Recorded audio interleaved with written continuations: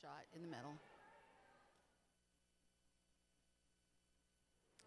Well, here we are closing out the Women's Expo for the SBC, and I get to do my last interview with my special friend and ministry partner, Ashlie Cook. Hey. I almost called you by your maiden name. Oh, yeah. That's how long we've known each other. I haven't had that for 21 years. Yeah. Well, mine is a little longer than that.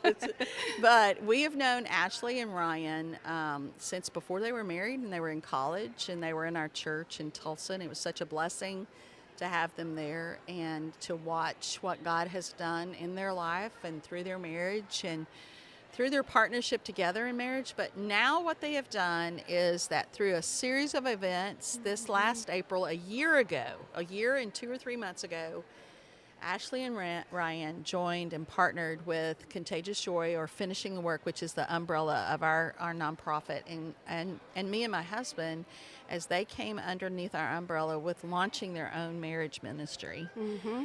And we're still filling it out and working out the details. Some growing pains. Yes, but the good news is that we are now going to be able to offer some marriage ministry opportunities for our ministry leadership. And I believe in this couple. I wouldn't have asked them if I didn't believe in them. And I believe in what God has done in them and what he continues to do in them. So, Ashlie, I'm so glad that you've joined me today. Yay, thank you for having me. And last but not least, not least, it's just that her husband where is Ryan? Tell us where Ryan is. So he is in Israel with our oldest son, who turns 13 this summer. And so it's kind of his rite of passage, becoming a man celebration. And so they're there walking in the footsteps of Jesus and learning the history and just making the Bible come alive for our son. So tell us the name of the ministry that you guys have launched with marriage ministry, and tell us what it does and what your goals and your visions are. Tell me all about that. Yeah, so the ministry is called Restoring the Home, and our passion is to proclaim freedom and healing to hearts and homes. And what that looks like is we really have a passion to reach marriages, yes, to see hearts healed. Absolutely. And to see how when our hearts are truly healed in the right way, that how it affects not only our own lives, how it affects our marriages, and how it affects our children. Absolutely. And so that kind of takes place in several different ways.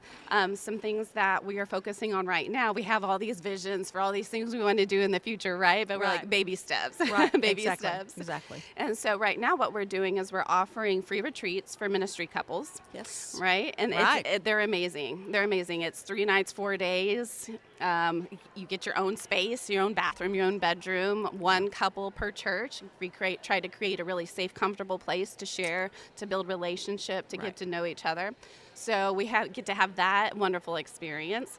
And then we're also offering teaching assistants to churches around the nation in the areas of family and marriage. So that looks like maybe we come in and do a marriage weekend for a church, or a family, focus on the family type of a situation. Absolutely. For the weekend. Or maybe a pastor needs a break, and Ryan's ordained, and so he can come in and speak on some of those issues. Yeah, and Ryan has actually been a campus pastor and in ministry for how many years? So he was on staff for 16 years. Mm-hmm. So for 16 of the 21 years that you've been married, Ryan has been leading out, teaching and preaching in all different types of situations. And the latest was a campus pastor, so he knows how to bring a message for Sunday morning for certain. And so I know I'm biased, but he really is a gifted teacher. Yep. He is a very great communicator. So when you're doing these retreats for marriages, how can you see that a woman would come away, especially living in the culture that we're living in today? How would she come away going, I matter, I'm important to all of this? Mm-hmm. Yeah. Oh my goodness. I love that question. It's so hard to answer. So I feel like in the context of the retreats, it's so easy to start. Ryan and I call it, we go into roommate mode.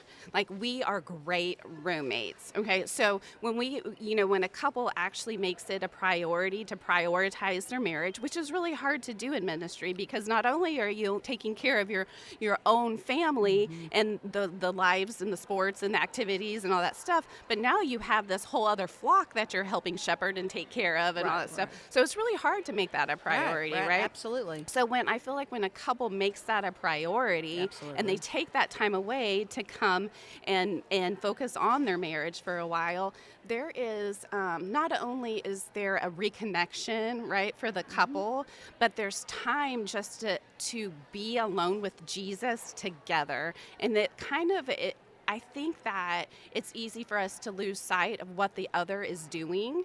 And I think specifically for the husband to really even understand everything that the wife is doing. Right.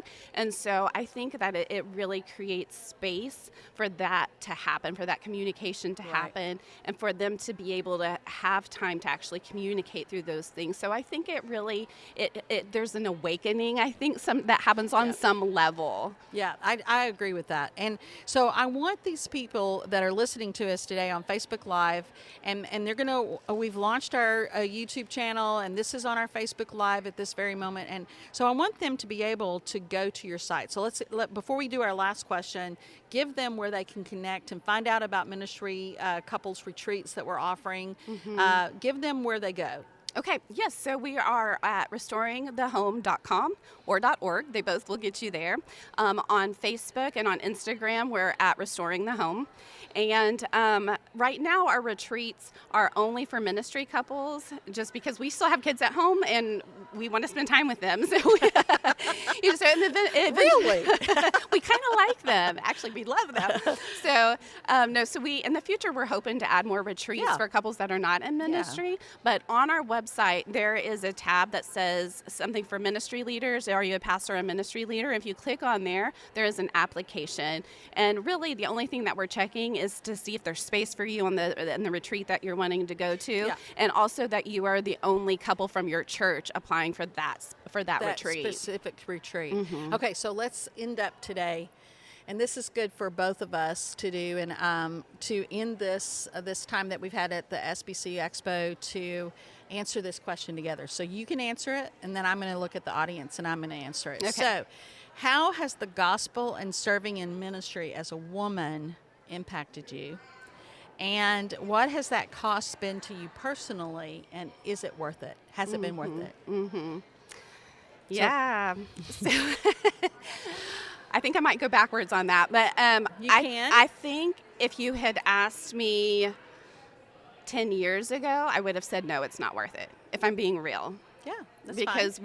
we were in the depths of some really, really hard things in a dark place in our marriage and our life and our ministry. And so I've struggled. I'm like, I want out. I don't think this is worth it. This is not what I envisioned for my family. Right. So, but now, as God has brought deeper healing, as there's been more restoration going on, which is part of why our name is that, there's been more restoring of our marriage. There's been more restoring of who God's created us to be, personally and in our marriage. Then now I can say yes, because I'm walking in a joy, I'm walking in fruit, I'm walking in a motivation that I didn't have before, because I've experienced the goodness of God. I've experienced the healing that comes from knowing Him. So, is it worth it? It is now. It is very much worth it. Do you think you'll go backwards? No. Good. Absolutely. That's the right answer. That is the right answer. So for me, the cause of the gospel has been everything to me. Getting to do this, to serve the women that God has sent across my path, has been life-changing for me. He sent you.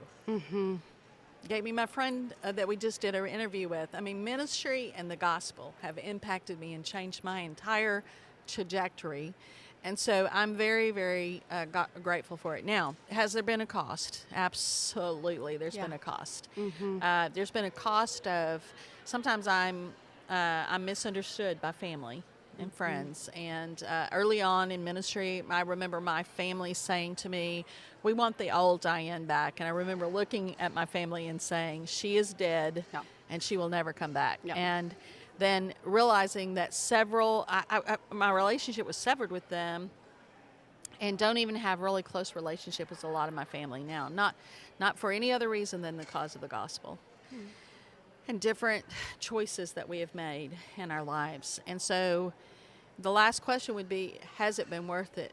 The cost of all of it has been worth it.